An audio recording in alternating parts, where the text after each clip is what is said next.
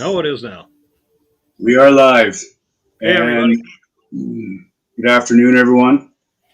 We have with us today the one, the only, the man, the myth, the legend, Darth Alice from Todd Johnson of Darth Alice Sabers. Hi, everyone. Hi, Todd. How's your day going? Oh, it's going good. Feels like a Sunday, Glad I found a little time to be able to carve out to be able to do a little podcast here. This is Yeah, cool. Thank you for inviting me there, Clint. no problem. I've been looking forward to it, and said to someone earlier there, I said I'm really amped to get on with you today and talk about the history of sabers and so on. But oddly, uh, not nervous about it. I feel like I should be, but anyhow, I feel like you're the sort of person where it's very easy to talk with you. So anyhow, um, let's fill us in. Like, what's your? I think probably the one thing that people are going to want to know is, um, I guess, where you come from. Like, what was your genesis in the community? Well, actually, it's kind of weird how it happened when it came to lightsabers. I mean, I get asked this quite often by people I know and friends over time, but um, I spent time in high school back in the day in the 80s. We had an awesome machine shop. We had big lathes. We had the big true Bridgeport milling machines. I mean, industrial equipment, because I grew up in an industrial area outside of Detroit. And a lot of times after high school, you'd get an apprentice shop and a machine shop, and you were starting to make a good living right there. And over time, you could work your way up to a journeyman or end up in GM or Ford, wherever else. A lot of times it was legacy. I mean, my whole family were GM auto workers. That's what they did. They built Oh, cars. Well, I went in the military and I got out, and for years and years and years, I wanted to get an excuse to buy a lathe because I always loved working on a machine lathe. And for whatever reason, I don't know, it's probably been 14, 15 years ago, I was on eBay and I just remember the lightsabers from when I was a kid, the ones with the plastic tube that would slide out. I mean, I still have my first lightsaber from 1977 sitting there in my shop. It's very I primitive. should I should have got you to tee that up and bring it out. That's a piece of history. I'll grab it in a minute. It's like 3 foot away. Okay. Um, but back then, I mean, yeah, we had flashlights with a little plastic tube that would slide out, and that was, early 80s. Yeah, that was great. And again, I was looking on eBay one day and I seen some of the custom stuff like production sabers, like I'm not going to drop names, but some of the bigger mass produced manufacturers that are out there. I seen a couple of theirs because there was only really two of them at the time. And I'm like, wow, boy, that hobby's went a long way. And then next thing you know, I ordered up a real basic stunt saber from one of the bigger companies. And I had it for all of 10 minutes. I'm like, well, this is boring. It doesn't make sound. Gotta fix that. Yeah. And then I did like a lot of guys did. And I spent time on eBay and looking around Craigslist. And I finally found the accepted way of getting a soundboard in the day was finding an old master replica or a Hasbro, pulling that apart, and bam, there's your LED and sound driver, which at that time we were usually using AA batteries, or at some point we started using 3.7s that we'd link up to these primitive little soundboards, and it would drive a 3 amp LED, and it worked.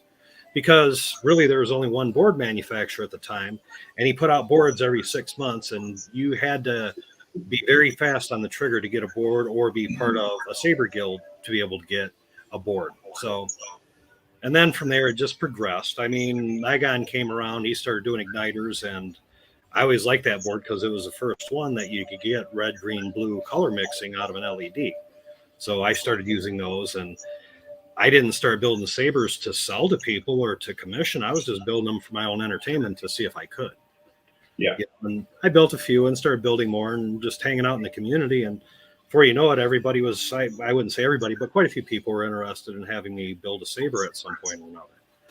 So, yeah, a lot of things have changed in a short period of time in this hobby. Yeah. Um, there's help me out here. I believe there's a number of firsts, and I've learned this through different conversations. you're known to be, well, first of all, I believe you're the first person to, and it's such a fascinating, beautiful design, the Katana Hills. That's sort of uh, your thing, right? Yes.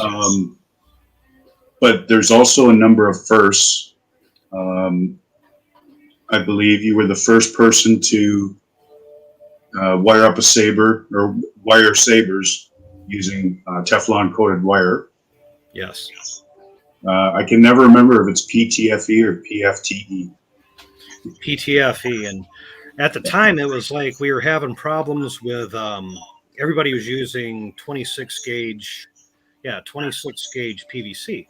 Well, you get into a tighter crystal chamber, you get into some of these builds where you're moving parts around, and it was real easy to strip jackets off. And I was running into issues of stuff grounding. And plus, again, for the passages through a lot of crystal chambers, I needed something smaller. So I started using the 28 gauge, which doing research, it would handle 600 watts. I mean, 600 watts at, or 600 volts at like 24 volt, 24 amp, which for a little piece of wire, to me, that was a lot. And I'm like, there's no way we're ever going to put that much through one of these in a saber, especially that shorter run.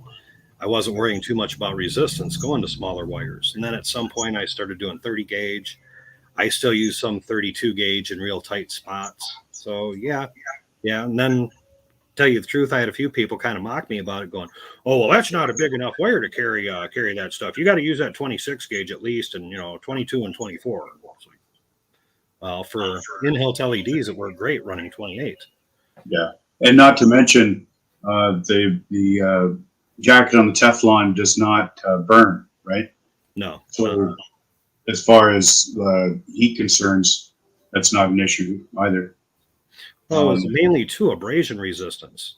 You can take a piece of that wire. In fact, here's a piece of 26 gauge here. I'm never going to be able to break this by hand.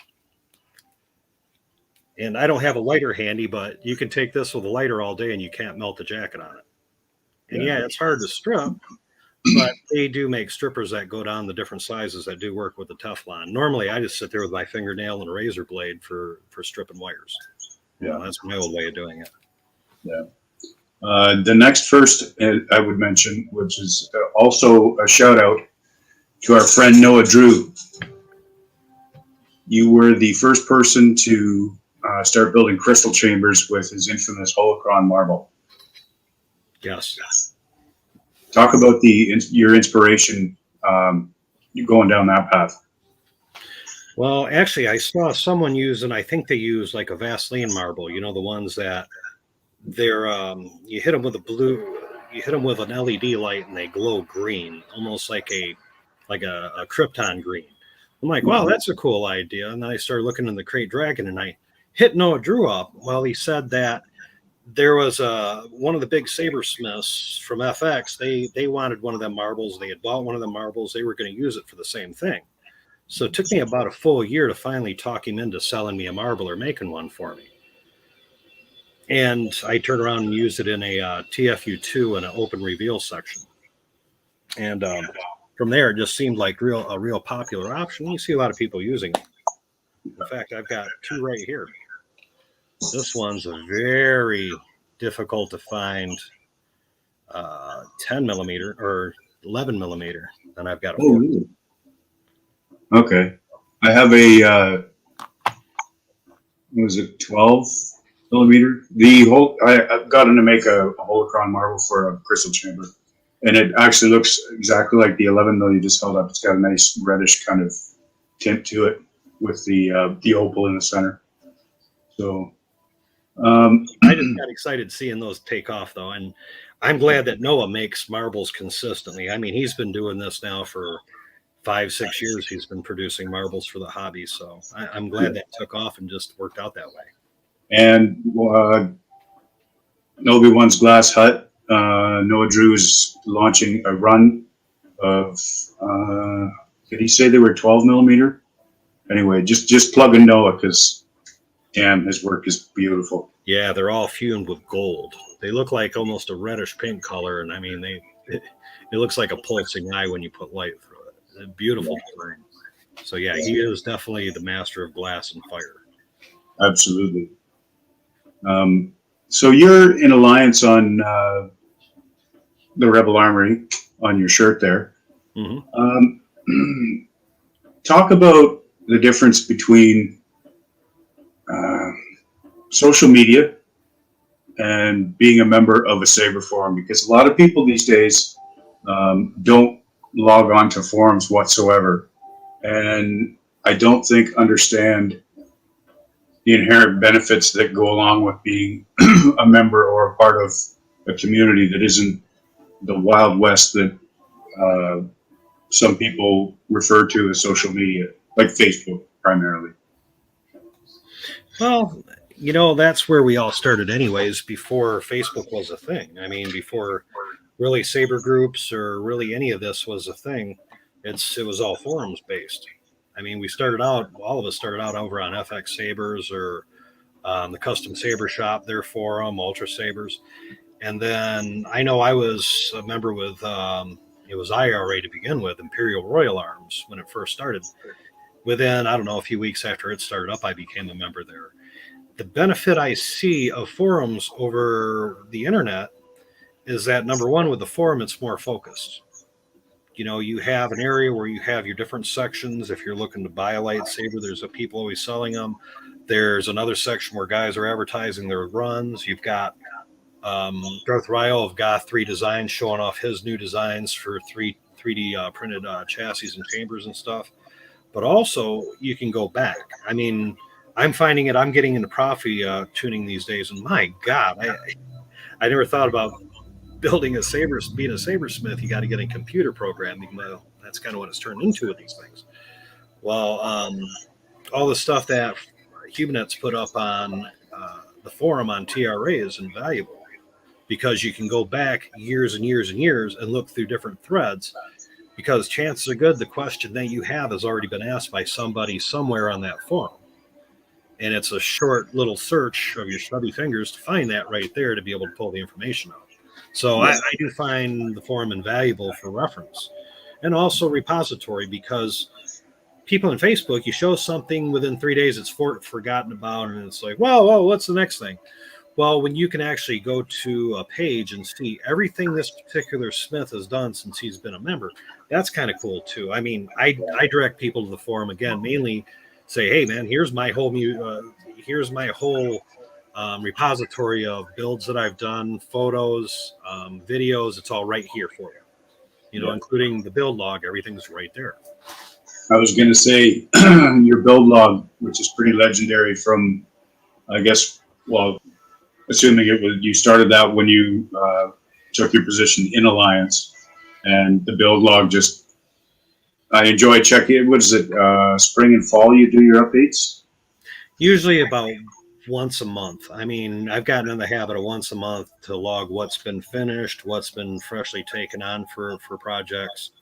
So I've been getting more in the habit of logging on and just updating it. And, more and more, it seems like it's easier now to share photos over to TRA. So I have a boatload of stuff I want to load up on there. I need to do a couple good posts. And plus, I mean, we've been applying Cerakote for about a year and a half now, which is it's a ceramic paint that's used in like high-end motors, engines. It's used with the military for their elite groups for firearms. A lot of firearm manufacturers are using it for paint because it's extremely thin and extremely durable. Well, we've been applying it for a year and a half now, and I'm limited towards how much I get out. I mean, it takes me a long time to build one or two sabers because each one I act as if it's my own, and I can't just shove it out the door being not quite up to my spec. It has to be right. Well, with that, I don't seem to be able to keep my wife as busy as she would like to be, I'd like to say. So we have 150 different colors to pick from with Cerakote, different metal effects. So if anybody at some point is interested in getting a hilt painted, please feel free to contact me at Darth Alice or on Facebook, or just Todd Johnson on Facebook. Yeah, either one. Had to plug myself there. Yeah, no, and you should. What was the one thing I wanted to circle back to? Sorry, when you mentioned Scott de Boer, Nigon. Mm-hmm. you're a well-known supporter of Nigon and his products and have been for a long time. Do you want to discuss that? Talk about why you use his products so much? Well, to tell you the truth, it was really, again, it came back to availability. See, again, when I started, the best board you could get was, again, a Crystal Focus 3 something at the time, 3 series. Well, myself, I built a lot of Sabers out of, again, Harvested Master Replica and Hasbro products. Well, Scott came on the scene and I was like, well, it's the same setup. You still have to run 7.4 volts, just like you did with Crystal Focus, which meant 2 batteries back then. Yeah. That's typically most of the systems you had to run 2 batteries. It wasn't a 3.7 volt. Well, at that time, you look at Igniter, he had an amp system on it, which made the sucker very loud. In fact, I built, it was one of my first real customs, but I built a thing called a Proto Saber, which was a belt pack that ran a 40 millimeter Veco speaker on it with 18650s in parallel. So I had plenty of amperage to run everything, and it was loud. I mean, I built a bass tube set up for it, reflex system. I did some tuning to make sure it projected and it sounded good. So yeah, those old systems would push some sound. We kind of deviated there, but that was one of the other first I was going to mention is I believe you were one of the first people to build a Proto Saber. But anyhow. I was the second. There was somebody on Custom Saber Shop built one. And I mean, it looked quite a bit different, but the idea was there. It was a belt mounted box, and he had some kind of like stainless steel cord coming off of it. It looked a little more industrial, but it was the same idea. I looked at his quite a bit for reference, honestly, to be able to build mine. So I can't say I was first on that one. Now, if I remember correctly, did you not have like a round oscilloscope screen or something on the box? Yeah, it was like Luma glass. Yeah. Had the lightning and all that stuff in it, lightning glass, whatever you call it. For anyone that doesn't know the build we're talking about, when we're done here, skip over to Todd's Facebook page and start going through the videos. He has all his instructional videos for his customers, as do most installers. And I believe you have a video of that rig on there. Actually, my YouTube page is easier to find. I'm at Darth Cooper 88 on YouTube. Right. Hey, there's something I should ask you. What is the story behind I think I know it, but what is the story behind the Darth Alice thing? The name, the mythos. Well, again, growing up near Detroit, I really always enjoyed Alice Cooper. Big fan. Seen him in concert numerous times, state fairs. I mean, the guy has always been a great person from Michigan, a good representative. And I'm a kid that grew up in the 70s, so he was a big local star here. Yeah. But then I also thought about it when I started, and there was so many people that were going like Yoda's closet. Let's see, Chewbacca's toilet. I mean, people were picking names that was something to do with lightsabers, or something to do with the movies. And I'm like, well, I already know if I pick Darth Alice, no one else is going to use it. Yeah. I already knew that. And that way I wouldn't be just, sound and look like every other saber company out there, because at the time there was a few of us doing this work, but we all kind of wanted to stand out and stand apart, which again, looking at these days and the number of people selling and reselling lightsabers, I get to the point where they're all a blur. D something sabers, X something sabers, something sabers. I get them over time. They all blend to me. And that's, again, coming back why I picked the name Darth Alice. Yeah. Well, certainly is a well-known name at this point. What was the other thing I was going to ask you? Another first. Maybe not. At what point did you build your Rebel series Ahsokas? Oh, that was within a couple months of the of Star Wars Rebels. As that cartoon first came out, I was looking at the profile because I'd already been working with oval pipe for years. For a lot of years, I worked with the oval pipe. I mean, I think my first piece I bought, again, going back to the days of Hasbro boards and everything, I did my first piece. But I kept looking at it and I'm like, that's an oval profile. There's got to be a way that I can create that. And then I started studying the different shots off of the Disney renderings. They put out renderings of her sabers, the color schemes, and also still shots from the show. And I just intently studied it to the point where I figured out how to hand make the parts here to eventually do a run.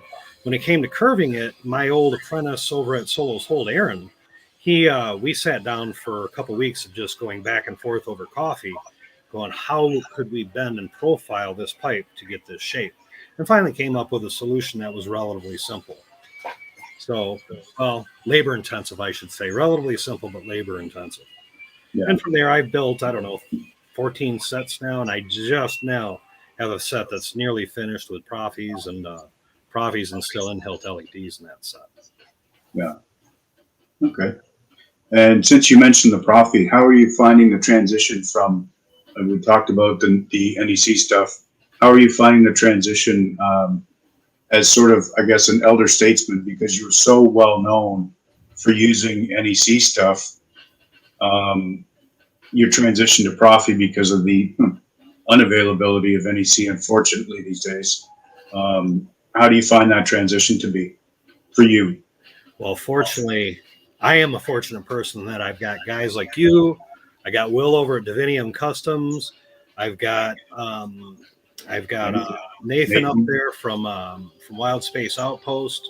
I've got a bunch of you guys that have helped me out immensely when it comes to coding, because that's where I get a little bit lost, is when it comes to config. Fonts, that's easy enough. I mean, I understand the concepts. I had some weird thing happen the other day trying to upload an operating system onto a Saber, which I got talking with Will, and he goes, here, try changing this setting on your tools area from compressed to high speed. I did that, and all of a sudden it would upload. My config uploaded correctly. Just well, weird. I think that's the thing with amongst, because I don't know if the rest of the community really thinks of this. I have installed my own stuff. I won't install for others. I say that over and over again just so people know anytime the topic comes up. But there's only a handful of people that can go from building a Saber to scratch, wiring it up, and to a finished product, right? Very few people. And so I think the one thing that possibly a lot of people don't know or aren't aware of is that guys like you, Will, Brad, Nathan, I mean, the list kind of goes on, but guys that can do this stuff, Robert Sodermeyer, they kind of keep in touch and go back and forth as far as I need a hand with something. And there's really never any issue getting help. So that's cheers to the community.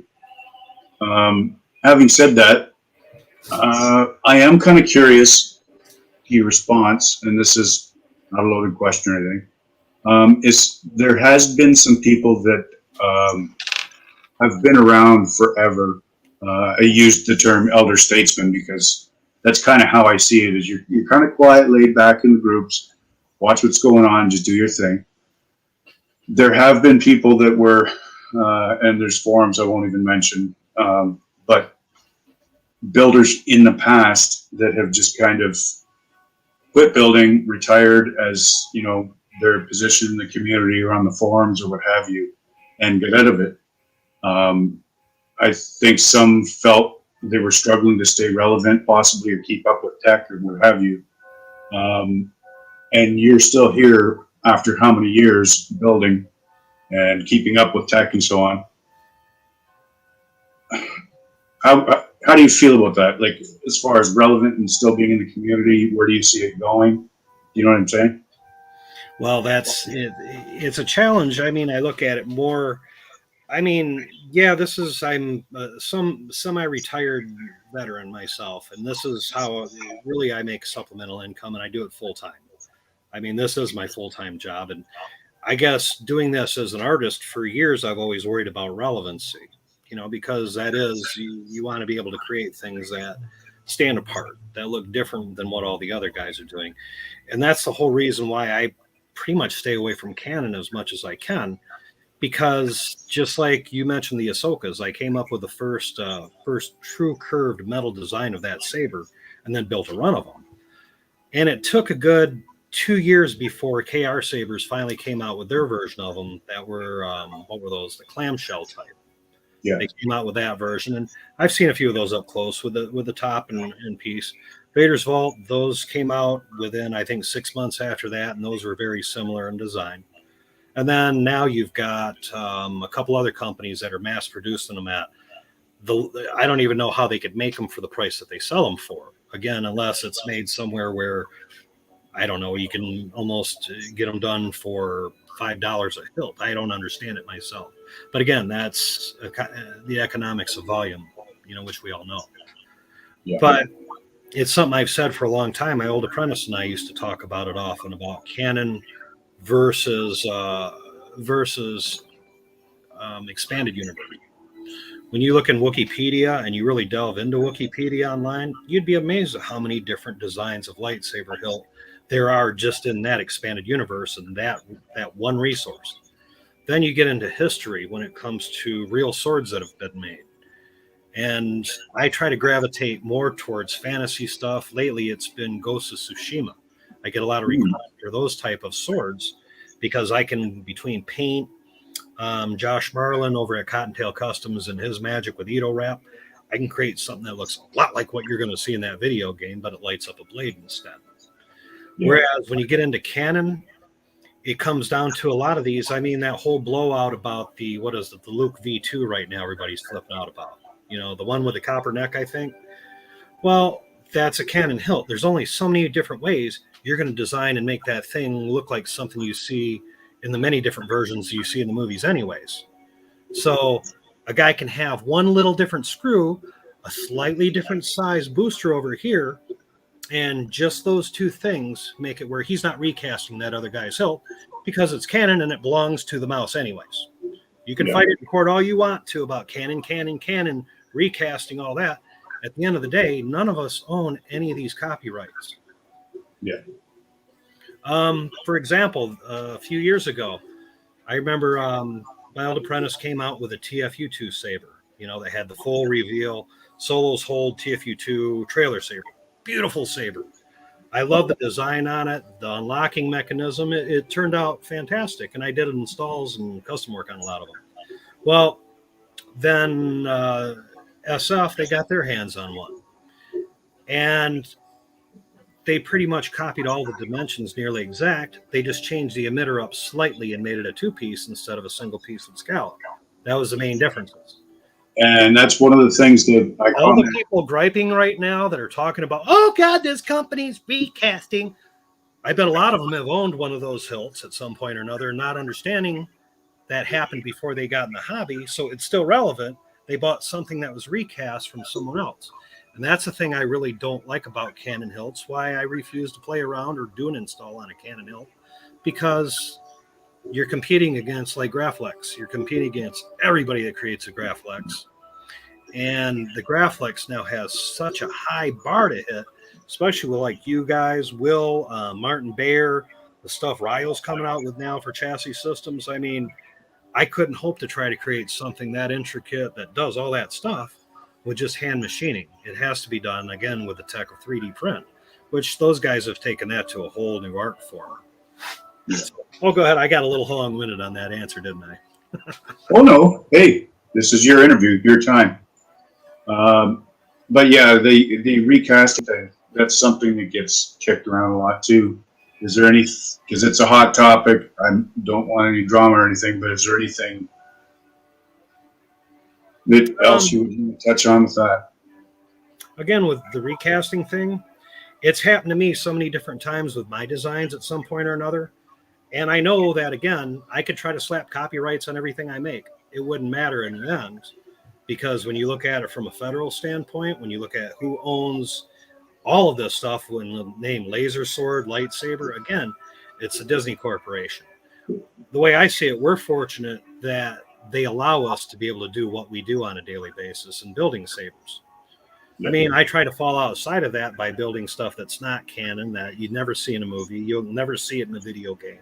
You'll never see it in any of their media, which I hope that kind of keeps me off to the side by doing it that way.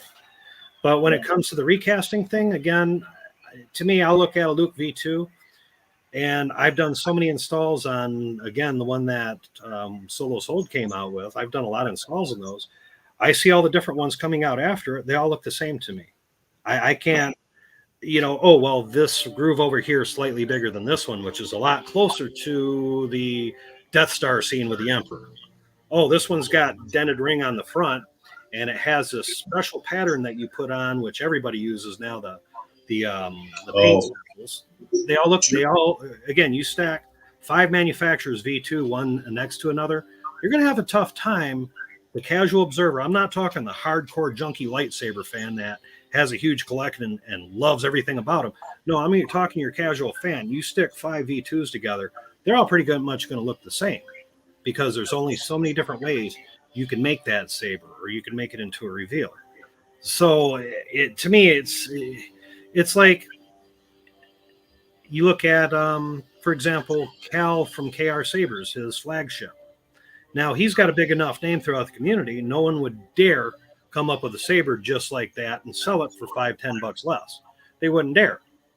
Now, myself, I'm a small smith. I don't do large production. I had somebody come out a couple years ago, digitally present me with my slim coda and say, hey, let's be friends. You don't mind if I sell these. I'm new to the community, and I just wanted to get how, the feel from it from you. Presenting my product to me, wanting to mass produce it and trying to get my blessing from it. I'm like, well, it's not canon. No, it's my IP. It's different. If I were producing Luke V2s, I could have people step all over my designs all day long. There's really not a hell of a lot I could do about it. I could try. I could have people in the industry get outraged, but it doesn't. People's memories are extremely short when it comes to product versus price. Yeah. 6 months down the road, somebody else puts up a Luke V2 that looks pretty much just like the one being recast now. Nobody's going to care, especially if it's $50 less than what the other guy's selling it for. It's what I proved again with the TFU2. Nobody really cared. They could get it for a third of the price that the original guy was making it for. So the second guy sold thousands of them because, again, it came down to mass production and it being a Canon hilt that was copied from a video game image. And that's one thing I will say from my point of view. My unicorn hilts are all very whatever my taste. So the V2, I had to get the original run V2 from Aaron at Solos Hold, because that was the OG. When I get into the community, was right about the time. Well, I started making stuff about a year before, but when I was in the groups and I saw everyone blowing up the V2, it was a Solos Hold. So I had to have one of the original runs because I wanted the threaded base. Went out to get a Mark 1. Had to get it from Romans because Romans is the guy. The TFU2 had to have the Solos Hold because, as you said, the one-piece emitter and a 3.5-inch blade socket or whatever it is. That thing is an absolute tank beast. The Maverick, well, no one else makes the Maverick. The Corn Horn speeder by candle. Yeah. That's such a beautiful saber. But yeah. So, question: where do you see, or what do you hope to see come out of the community in the future as far as tech and so on and so forth? Or what would you like to see? I know. That's a great question. I mean, I only see the electronics just getting better and better and better. I mean, we just had a preview of Disney with their in-park in hilts that the blade climbs out of the hilt. Well, I've seen all these new guys just bashing all over it and going, oh, God, look at the size of that hilt. Oh, that'll break. You can't beat that up. It's like, you got a multi-million-dollar corporation that just patented this design. From a costuming standpoint, it's amazing. From something like a film standpoint, for a standoff, it's amazing. And I predict it won't be but a few years before Disney will be selling those Park Sabers. It's going to take a little bit, but they're Disney Park Sabers. They're a lot of their stuff you'll be seeing those blade extenders like that because you already know it's just going to get more streamlined and better over time. as materials progress, as the technology gets better, they'll develop that because, again, that's the mouse. They got multi-millions of dollars to spend on it. So before you know it, I predict this, within the next few years, we're going to be gutting those sabers to get that climbing blade system. Seriously. It's funny because knowing that you guys used to gut master replicas and stuff, as soon as I saw that on screen, what was it, like 8 or 9 months ago or something now? The second I saw that video where the girl turns around and with the saber and ignites it and the blade comes out, I thought, sure as heck, someone is going to be cutting one of those out because they don't want it in a Graflex. They want it in a V2 or whatever. So, yeah. kind of. And again, it's just going to get better in that respect. I mean, and when it comes to the different companies, I mean, right now the shiznizzle is smooth swing. Everybody wants smooth swing, and that's really been the thing that differentiates. Well, now all the board companies have smooth swing. So now it's just, I think, the blade styles, the effects. We've got, again, the little OLED screens. It blows my mind the amount of stuff you can cram into a saber these days just with marketable accessories that are easily bought. Yeah, especially now that all the boards are down to 3.7 as well. I wasn't aware that the early iterations of Igniter had 7.4 volt. Oh, yeah. Oh, yeah. Actually, I did a build log on TRA. I think it's truly the first TFU1 Star Killer that changes colors. And that is on there. I mean, I did a full build log because there weren't any chassis systems available on the market. 3D printing for saber parts wasn't even heard of yet. So I made everything out of just like an old cutting board that was made from Delrin, and I made my own chassis discs. I made the whole system to be able to run off like two 14 650s doubled up, and then that full size board. And the board was quite big back then too. They were pretty large at the time. Yeah. So that's awesome. Alrighty. Well, is there anything else you want to cover? You got the microphone, you got the stage. No, I think we've covered about everything else. Oh yeah, another first too that a lot of guys don't know. You know, you were talking about the different firsts and ideas. I think I was the first one to take a Graflex top from Corband, the Graflex 2, chop that up and turn that into a Star Killer, a TFU1 Star Killer. You caught me. That was one of my last firsts, and the one I wanted to point out, and I want people to go and look for, is the Skeleflex. Yeah, and so, that was an evolution from the wasp waist, or what they call a wasp waist or thin waist. You know, there's a couple names for it that people pin. But that was another one that I saw it happening in the middle of the game where the saber's being put together. So I built that saber originally, the first one of the wasp waist, using MHS parts, MHS Graflex front end, and some of the back section was MHS. The next one that I built, I used, again, the Corband Graflex 2, because it didn't have the weird locking points that a Graflex has. It just had 2 cutouts. So it gave you enough meat to be able to cut that section out and make a decent size emitter section. So yeah, I was the first one to do that with those. Yeah. I did not know that. You mentioned Skeleflex. That was just, again, going the next step beyond, where it gets into the early concept artwork where you're seeing really the cutaway section of the TFU1. Yeah. And then that one I used a Graflex remote head on that section instead of just a full Graflex piece. Yeah. Well, thank you. Yeah, I almost forgot about that one. Yeah. No, I remember when you released a video and I was like, oh my, just absolutely gorgeous. And I actually had people approach me. There was something you machined on it, and the way you machined it, there's a handful of people that just went nuts over it. And I started getting guys messaging me wanting to send me their blade holder cores. It was like the way that something was shaped around the base of the crystal chamber, and they wanted it knocked out just like you had done on your Skeleflex. Oh, to have a ring. Yeah, the floating ring on the bottom. Yeah. That took a real challenge. That took some thought to be able to create that. I've done it a couple different ways on each one of those sabers. Yeah. Yeah. But yeah, the Skeleflex, that ended up with 2 floating rings. It had the base that you're talking about. Then it had one on the thin waist section, or the wasp waist section. They had a floating ring as well. Yeah. Yeah, I'll share that trick with how I did it if you're interested later on. You know, I would love to hear that. So, okay. Well, we're at 3:45 now. We'll keep it short and sweet, I think. If you want to find more of Todd's work, rebelarmory.com, formerly Imperial Royal Arms.